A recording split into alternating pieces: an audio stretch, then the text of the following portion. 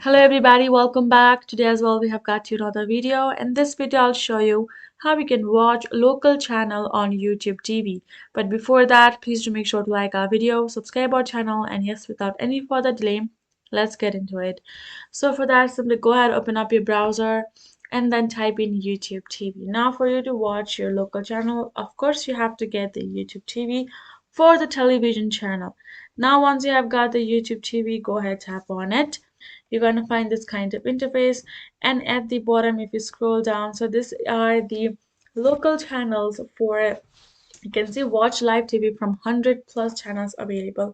Now to get your local channel, you simply gotta go ahead, add in your zip code of your place and tap on submit. It will simply, once you add in your zip code and then you will tap on submit, you will be able to get all of the local channels available in YouTube TV for your local area. Apparently I just added some code that is not, simply YouTube TV is currently not available in my area, so I won't have any local channels available. But once you add in that, just likewise over here like this, you will have some listed channels at the bottom shown for you, and you will be able to browse through them channels likewise. So hope this video helped. Thank you so much for watching, and I'll see you guys in our next video.